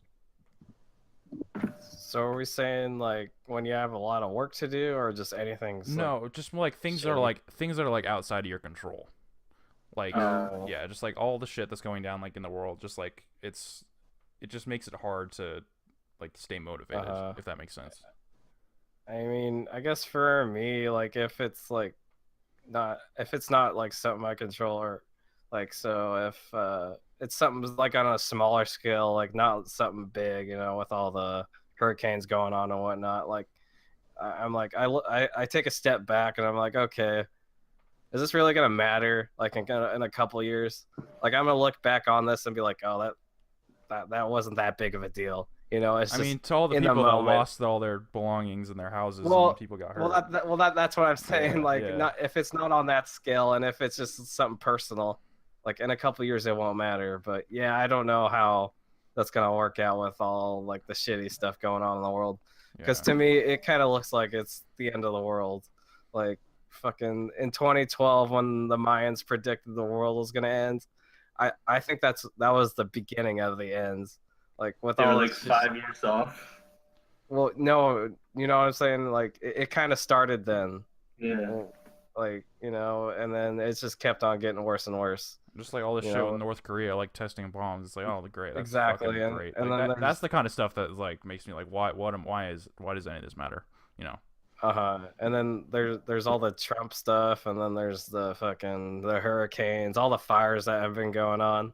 Dude, Like the here, fire is so bad here. Like our air level is like purple, like it's past Oh, red. God. Like it's so bad. Like we're not even supposed to go outside that much. So how far can you see in front of you there? Like, is it? At the worst, like literally, like probably like 15 feet. Like it was you could see the smoke. Oh, geez. Okay, you Yeah. got it way worse there. It was But yeah, bad. We have it. Oh my we God, have. I We can't imagine, So there's like 4 areas in the country that are like purple level, and we have 4 of them. Or there's 7 levels, and we have 4 of them. Like it's that bad. It's like it hurts to even just be outside. Like this is like the first, like we have really bad fires in Idaho, but this is the first year where it's like I'm like it actually just made me cough like just walking around campus. It's bad. Oh God. Yeah. So are you guys putting on like masks and stuff? We probably should, but no. Oh man, because I see people in Walmart around here putting masks on. It's not near as bad as it is over where you're at. Yeah, come on down here, try it out. Yeah, give that a little taste. Yeah. But it was funny. I was this Tuesday when I was working on a new roof. This guy who was a neighbor of the homeowner, the roof we were working on, he came out and he was like, "Oh, there's a warning. You guys aren't supposed to be out here working." And I was like, "Oh, my boss told us to be here, so we're here, and we can't do anything about it." Yeah, exactly. Work's got to be done. But yeah, it's a difficult thing with all the crap that's going down. I mean, I'm hoping there's a good end to all this, but I just don't see it. Like Just don't the see it thing, right now. like yeah, and then like the thing with like ISIS that's going on, like they've said themselves, like you if you defeat us, we'll come back even stronger, and it's gonna be hard to defeat us in the first place. Yeah. So it's like, dang, that's kind of hard to look at. Like, it's depressing. Yeah, I just personally, it's been hard for me to really perform in school and like really just have the motivation just to even get up. Like it's just all this shit piled on. Like I don't know, it's not easy. I mean, for me, like the best way is just to be an ignorant asshole. That's like, unfortunately that is the way. Like it's like ignorance is bliss, but like man, like I don't want to be like that, but man, sometimes it's just all too much, you know. I mean, if that's what you have to do to get through fucking your day, that's what you have to do, because you can't let this all get to you, because at the end of the day, you still have to get up for work in the morning, Exactly, you but can't it's let it affect you that much. But like, I mean, I obviously I do, but like, like why go to work if it's all moot? Like I don't know, it's a complicated thing. I was just curious what you guys had to say, because I mean, there was one point in my life where it was probably a few months ago, or maybe even a year ago. I don't know. I was playing some game, and I was like, all right, so what is even the point of hunting for these platinum trophies if like what's the point if we're all just gonna die someday? I don't know why. I was just like, I was feeling like so low that I was just feeling so low that day. And it just completely ruined my mood. Just asking these existential questions about platinum trophy. That's awesome. No, I get it though. It makes a lot of sense. That's awesome. I mean, yeah, I totally get it. Like, but that's and and then I just had no motivation for a while to do it anymore. It's like, it doesn't matter how many platinums you have. We're all gonna die. Yeah.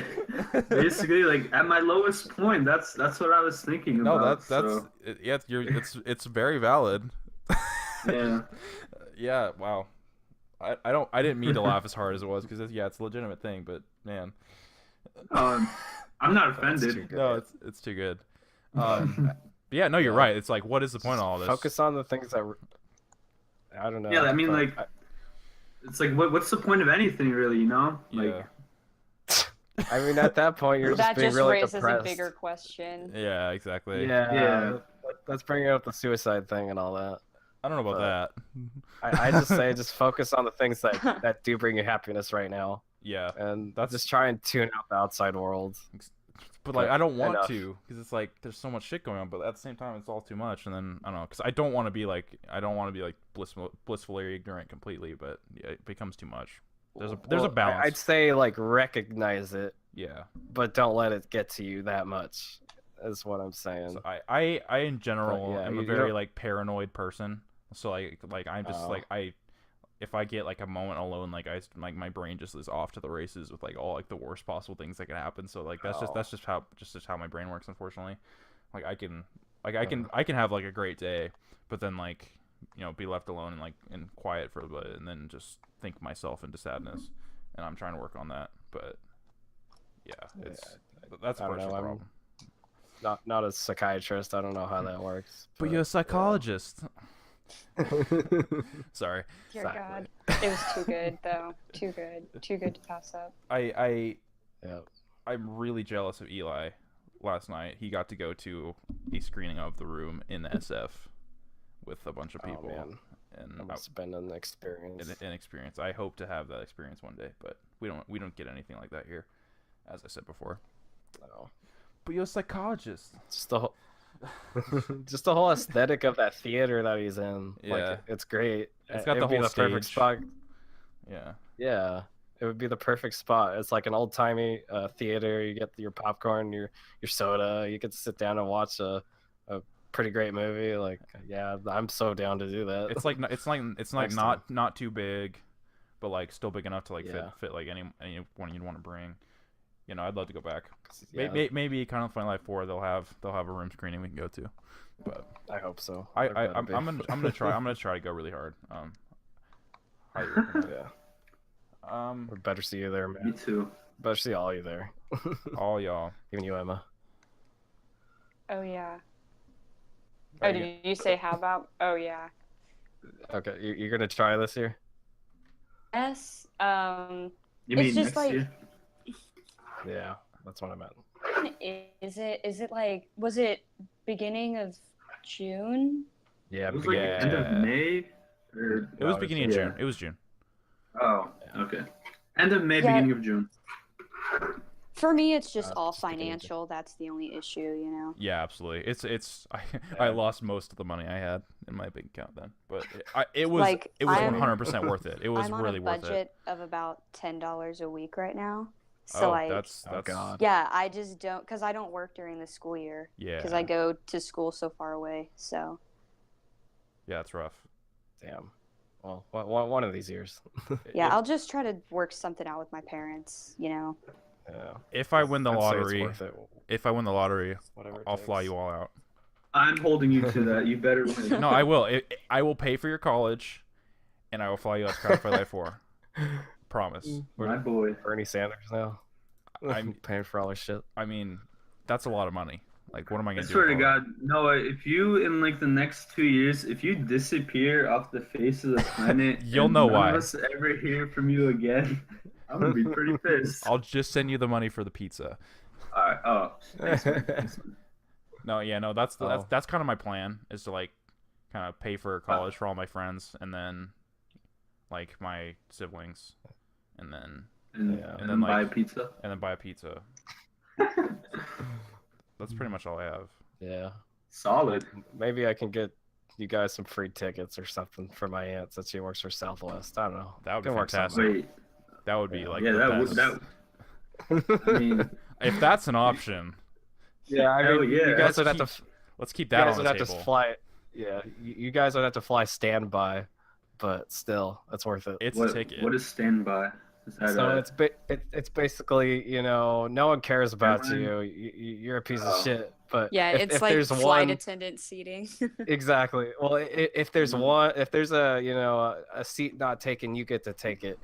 Because everyone Oh. else they bought their tickets and whatnot, but you're flying for free, so you get Well, the leftover seats. I mean, at that So- point, there's not really that much to complain about. Free ticket. Yeah, All exactly. scanned. So it's, yeah, if you want to put up with it, it's fine, and like it's not that bad. I mean, maybe once in a while there'll be a full flight that you can't Yeah. get on, but there's going to be another flight in a couple hours or an hour that you can catch to get on the plane. I'll It'll even be fun. I'll even be a part-time flight attendant. Like I'll put on the outfit. I'll serve people Exactly. water and peanuts. From what I hear, it is a pretty competitive field to get into, flight attendant. It's cutthroat. Is most of them you have to learn, you have to know another language. That makes sense. Damn. A lot of them. Yeah. I don't know about Oh. that, but I know the way Yeah. they pay you is kind of fucked up. Like you're not on the clock until you until You're on the the plane. plane takes off. And So that's a lot of time not flying. Huh. exactly. Yeah. So you want to Well, take but those? You want to take those long flights?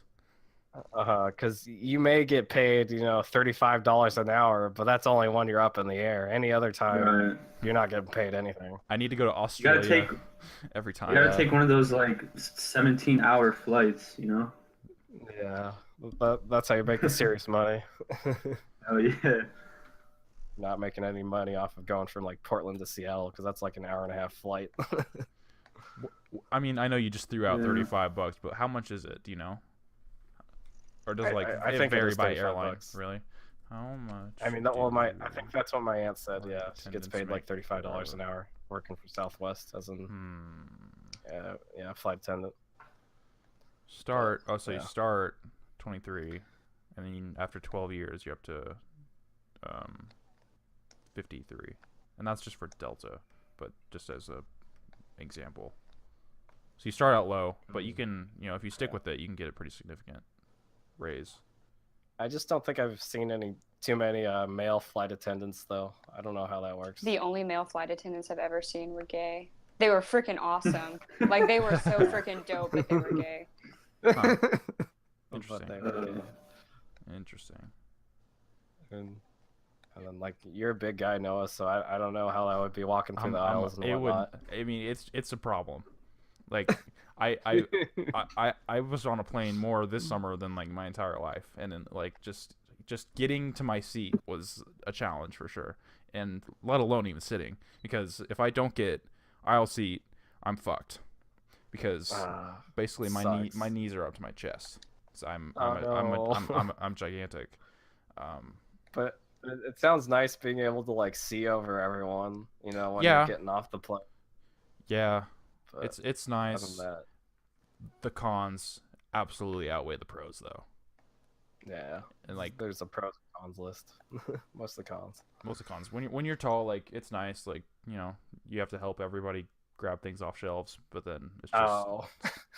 foot room is non-existent. Except in like my car, it's a Crown Vic, so like there's endless foot room and it's fantastic. But that's the only time I ever get any kind of respite. Any closing thoughts though? Airlines. Yeah. Yeah. Just be happy. Be happy. Just do Try you. to be happy. Focus on what makes you Yeah. happy. Do what makes you happy, and hopefully that helps you, get through the shit world of ours. In that case, it is time for I Recommend, where one of us recommends to the group something for the others to check out.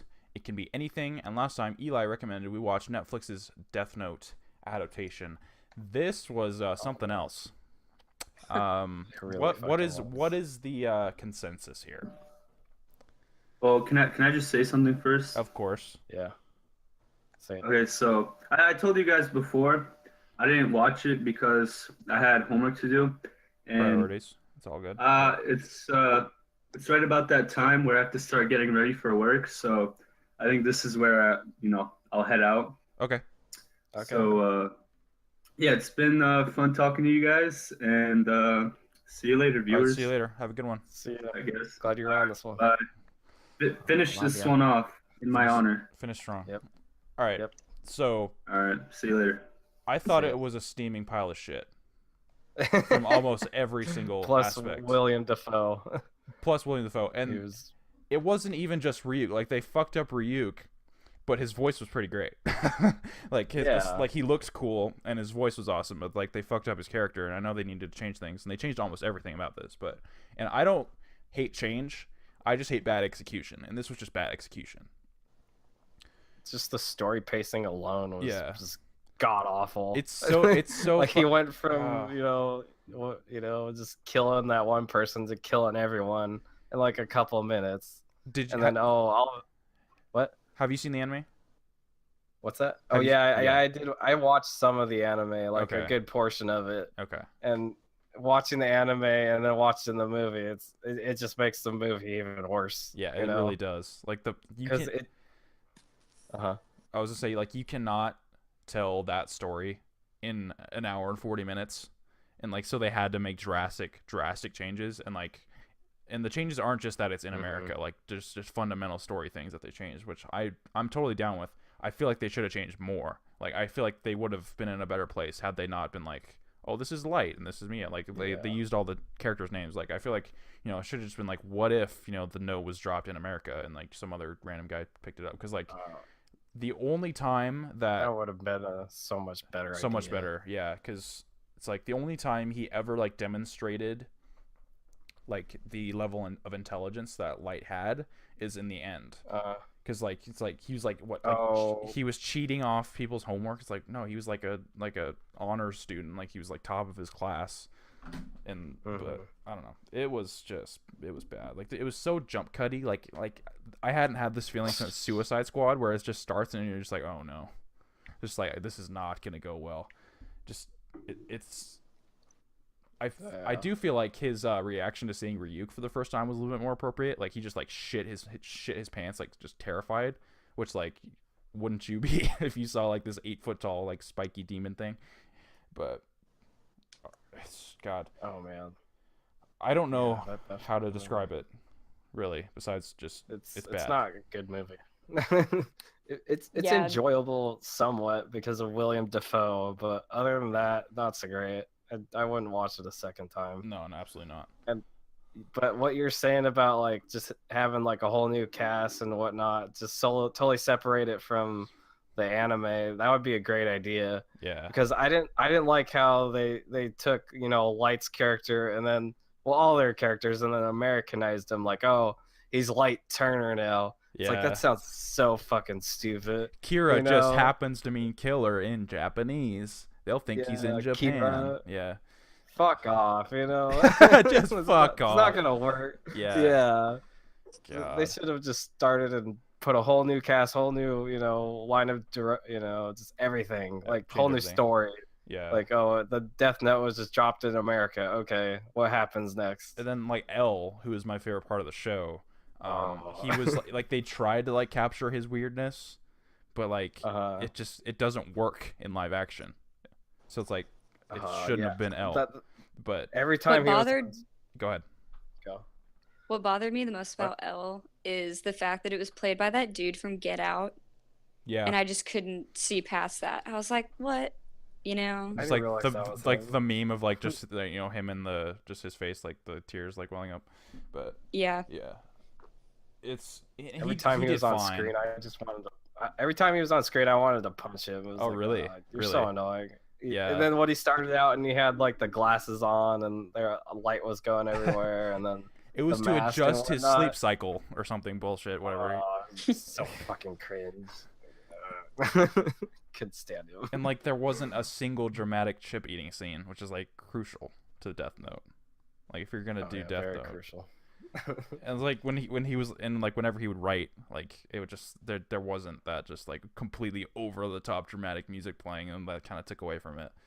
Also, just like there wasn't that. So what was her name? Of him writing. Yeah, just like close him, just insanely dramatic music. But yeah, what was the girl's name? It was Misa in the original. Was Mia in this one? Yeah. I fucking hated her. She was so psycho. Yeah, like who? It was like all of a sudden she was like this cheerleader pretty girl, and then she was like so edgy, right, like I'm smoking in the parking lot. Right. Like, I'm so fucking edgy. She's like, now I'm smoking. Okay, now we gotta kill your dad. Okay, now I'm gonna kill you. Like, yeah, it's because I haven't seen the anime at all. Okay. So like, I know what Death Note is. I've just never seen it. Yeah. So like, I was going into this from a perspective of, I have nothing else to compare it to. And so for me, the movie was like, I don't want to say it was enjoyable. It was at least watchable. Okay. at least once, you know? Yeah.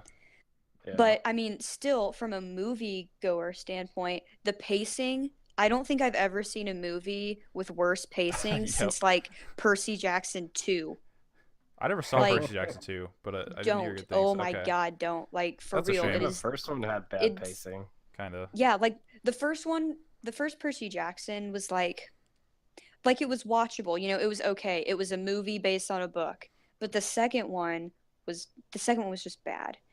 I don't remember that movie. But it was just like, you know, the kid sitting there, finds the book, whatever, you know, kills a couple people, and then all of a sudden it goes through that whole montage of him building this cult around the Kira or whatever. Yeah. And it literally happened in a Oh. matter of like 2 minutes. And I'm just like, what? What is happening? See, You know, because yeah. I don't know any of that. Yeah. So I'm just like, that Oh. is absolutely absurd. And I was talking to my friend about it yesterday because she's like seen every episode. She's a big Death Note fan. And I was just telling her, I was like, you know, basically what you guys said. Like, they should have just done this set in the universe without any of the original characters. Because Mhm. at that point, you're just begging for people to tear you apart. Yeah, absolutely. Yeah, it's so the thing with the anime with Kira is that he builds up like this godlike status over like a long period of time. And so that it feels a lot more natural. Whereas in this, yeah, like you said, like it's like immediately it's like Kira saves, like, you know, he is God. And yeah, just the way that they changed Ryuk too. Like in the anime, like Ryuk is like a very like passive figure. Like he doesn't really get in the way. He's just kind of an observer for what Light does. Mhm. And as whereas this, he's like, write the name down, kill him, see what happens. Right. He's Yeah. like one of the main instigators almost. Yeah. Plus, Light is played by Nat Wolff from the freaking Naked Brothers band, and I couldn't get over that. I hadn't even thought about that guy since that band, and since Right. who knows I was like, when. wait, this kid is actually like still alive? I mean, like This was his big break. This is all he could get. it was guess. the character what's it called? I can't even think of it right now. The way the characters grew in the show was awful. Oh yeah. Like it was like all of a sudden, you know, I was like, oh, you know, Light seems like he's a fairly, you know, decent character. And then all of a sudden, you know, him and the girl, they're like talking, and then they're making out, and Yeah. then they're killing everyone. In like the span and of a then they're day. like, right. And then they're like the most edgy teens I've ever Yeah. seen, Normal people know, scare me. throwing around the F word like Yeah. it's just so out of place. I And thought I'm we just could like, get some popcorn bro. and write some names down. Does Right. that turn you on? It's like, God. What Seriously I think infuriating. one of the things that bothered me the most, and that's just because I really pick up on stuff like this, Yeah. is that whole ending scene, okay? When they're like hanging from the Ferris wheel Yeah. and they start playing some like classic I rock couldn't song. believe it. I was I- just jaw dropped. Like, is this My- actually happening right now? Legit, my jaw dropped and I looked at my friend. I was like, there's no way this is real. I was like, this can't be happening right now. It happens. Oh, God. It was Song literally that playing in this. the background? It was the song that was like, "You are my lady and I am your man." Yeah. Like it's super fuck like off. soul R&B, like 70s, Ugh. like. And it was so like so out of believe it. place. I I mean, couldn't believe So it. cheesy. people are dying. You know, people are Yeah. trying. Oh, like it was. Oh my God, you can't even explain it. Like you can't make this shit up. You Like- can't. And then they didn't develop those characters enough to care about You them. can't. know You what I'm saying? can't. There's not enough Yeah, time. There isn't like Light's character. It's like I don't give a fuck about this asshole. And Mhm. then the same with his shitty girlfriend. Like I don't care the fact that she's dying. Yeah. Like, I At don't- the end, She's I was terrible. like, please tell me just everyone dies because like that would be Yeah. more. And then the last about like 15 minutes of the movie, maybe it's just because I've never seen the anime, I had no freaking idea what was going on. Like when he was the explaining his whole whole- plan. Right, like when Yeah. he was in the hospital and I was just sitting there like, what? Like I'm literally not picking up on anything right now. It made absolute no sense to me whatsoever. See, that's I mean, that's a lot of to what me, the that anime was- is like, because it's like him like scheming like how to evade the police and do all this stuff, and that was never really illustrated except for that scene. So it's like it seems really out of character for this light to be so smart and to like scheme this way, whereas in the anime like he's a genius, like he always has the upper hand. He knows what he's doing, even like really far ahead of time. And it's See, and I never would have guessed that because Yeah. in this show, he's such a dumbass. Like, he was always going back to the girl, and I'm like, dude, Talking she about is it in midday. crazy. Yeah. Right. Like, she is absolutely crazy. Or the fact that it was like, he was, when she wrote his name down, at first I was like, bro, just burn the page. Yeah. But no, it just happened to float its Not way that into hard. a burning barrel. Well, you know? he wrote it to be that way or whatever, but I don't know. It's the light in the anime, and I don't mean to keep comparing to the anime because it's obviously very different, but just to give context. So he is like top of his class, like, the most unassuming, like nice guy ever, but in reality he goes home and does this shit. And so that's the only reason he lasts as long as he does. But this guy would be found out in like 5 days. Like he would not. He didn't last that long at all, and that makes sense. That's the only thing that makes sense about this whole thing. But yeah, the light in the show, he's always one step ahead of everybody, and I would never believe that coming from Nat Wolf's light. It doesn't work. And like the fact, so I really didn't like Death Note because of light. Because he's a total bad dude. Like he has a deity complex and he wants to rule the world and do all this stuff. I'm like, why is this a protagonist? But once they introduce his opposition, the show becomes so gripping that you can't not watch the rest of it. Like it's incredible. And they didn't have time to flesh that out. Like none of the Kira task force is in here. Like it's just his dad. And just so like a giant chunk of the story just isn't there, and they can't do it in an hour and 40 minutes. Unfortunately, it's just too big of a story. I remember that part in the anime where they're spying on him, where they had cameras and shit throughout his whole house. Like I was like, fuck, I hope they have that part in here at least. They did. It's like, what? They don't have it. This is so lame. No, like, they did. Very Light did. it was like in one frame. Yeah. You saw Elle kind of looking at all the cameras that was in his house. Yeah, and that was where Yeah. the chip eating scene came into play, when he had like like the camera hidden like in the chip bag or whatever. Oh, okay. And he was like I writing. must have Yeah. part out. Just I go guess- YouTube the That's chips. cool. Just go on YouTube and just watch the chip scene. Like it's still it's so ridiculous, but yeah. For me, at least what this movie did is I'm gonna go watch the anime now. I really hope you enjoy it. It is Okay. fantastic. Yeah. Give it like a few Because- episodes to get going though. It's one of That's those pretty things great. that like I've literally known what it is for forever, and I knew that I would probably like it. I just never got around to watching it. But I think it's on Netflix. So It like is. It is. That's how I saw it. I definitely am now. One of the things I was not expecting in this movie is how freaking gory it was going to be. Yeah, and the anime So, isn't like- like that at all. Like it's all like heart That's what- attacks. Right, that's what my friend said. Yeah. Like the very first death where that dude gets decapitated and his head literally explodes. Yeah. Again, I was just jaw dropped because I'm just like, what?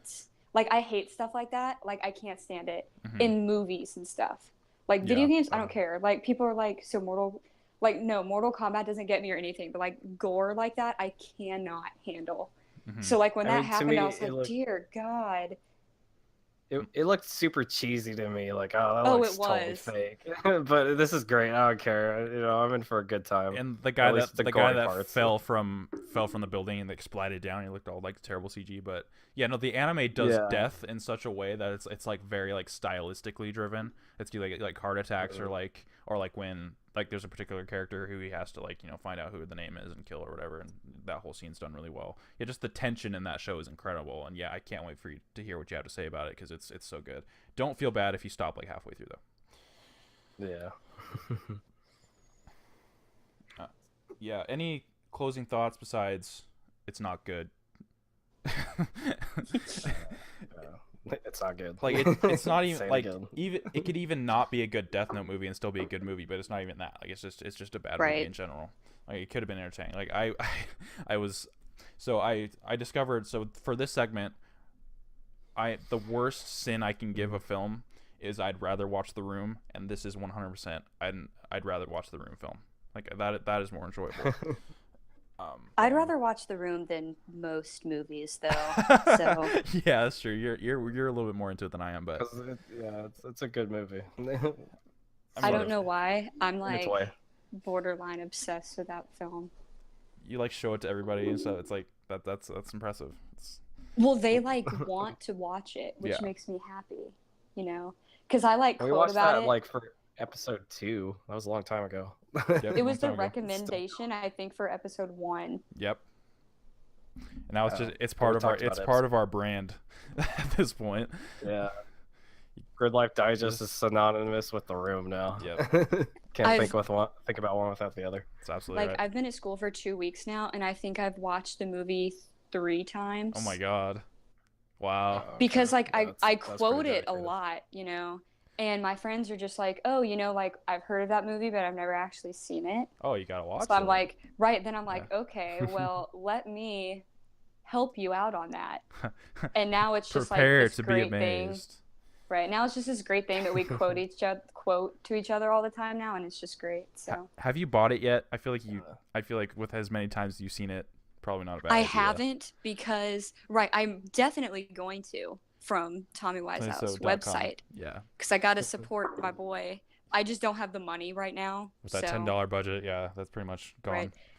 That would be like 1 week for me, right? And not even paying for like taxes. And I'm planning my trip to Denver for fall break. So, yeah. Oh shit. Well, I can just YouTube scary Lifetime movies. You know? I just feel like I want to get the Blu-ray, even though it's Same. it's not going to help the picture quality at all, but which I don't want it to. I don't want it to. It'll probably just make it worse, yeah. actually. Which I'm okay with. It'll be more crisp, bad image quality. I want if that makes any sense. I want a director's commentary so bad. Like that would be the best. Well, it'd be writer, director, lead actor commentary, but maybe just like it would Tim and just Greg. be them on the it would be just them on the fly trying to make up stuff like, oh, this is why we did that and all that, and it's like, no, you didn't. You're just making a bad movie. You have no idea what you're talking about. You're fucking nutcase. Yeah. There's And that alone would be actually great. there's a website that has like I'll definitely link it to you guys. It's like this website that just has a ton of facts about The Room, and I literally sat there for like an hour just reading them. It is like the most fascinating thing. And it's like absolutely hysterical, like things that Tommy wanted to do but didn't. Like that's where I found out about the whole like he wanted Johnny to be a vampire and have like a flying car. Like Yeah, when that's I like saw that, I was like, legit. the fuck? I mean, he's an alien. We know he's an alien, so that is close enough. But Obviously. So, can I make my recommendation now? just real quick, I did the show a disservice last week when we were talking about Star Wars fan films and which ones you should watch by not recommending TIE Fighter, which is an anime style short film by a guy who took him 4 years. It is one of the best pieces of Star Wars content available. Go watch that. That's not the real recommendation. Just go check it out. It's fantastic. What do you got for us, Micah? Take us home. Okay, so I'm gonna recommend the hit horror movie It Follows. Have any of you heard I've of it? seen that. I have I did see that. not. Okay. I have not. Well, you're gonna have to see it again because it is one of a kind. The guy who composed the music, he did the music for Fez, the hit indie game. His name, or he goes by Disaster Piece. But oh man, that movie is so great. Basically, like the whole concept is like you have this demon Sex following demon. you. That's all you Yeah, need to know. sex demons, Sex yeah. demon. I'm down. But basically, it follows you, and the way to get rid of it is to have sex with another person. So And so you, like, pass it it's on? fucking, it's so creepy, but it's a good movie. I'm Watch it with Yeah. headphones on. It's one of the very rare horror movies that they have on Netflix that I watched that I actually really, really liked. It's on Netflix. Yeah. Yes. It's a All right, good one. awesome. I still need to watch End of Watch from Eli, but don't tell him. Okay. No. All right, we'll go check that out. I'm gonna go see It this weekend. Not It Follows, but just It. Can't wait for It's a that. good movie. It is pretty good. Yeah, I'm seeing it on Tuesday because tickets are $3. Oh yeah, you gotta take advantage. I always work on Tuesday, so I can't do it. But yeah, no, the Tuesday cheap day. Take advantage. All right. $5 Tuesday. Oh, it's $5 for you. I think it's $5 Yeah. for me too. Rip. Rip. I mean, Still. with that $10 budget, that's you gotta do what you gotta do. I understand. Right, on like Yep. $3. Hell yeah. Hell yeah. In that case, this has been episode 8 of Gridlife Digest. Thank you so much for listening. You can head over to gridlifedigest.com to see everything we post and consider subscribing on iTunes, Google Play, and YouTube so you never miss a topic.